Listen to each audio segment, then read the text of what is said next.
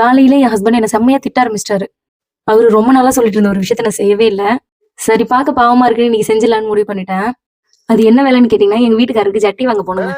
அவரோட பேண்டீஸ் எல்லாமே கிழிஞ்சிருச்சா, சோ புதுசு வாங்கிடலாம் அப்படின்னு சொல்லிட்டு போனேன். மகிழோட ஸ்நாக்ஸுக்கு ஒரு நாள் ராகில கப் கேக் பண்ணியிருந்தேன்.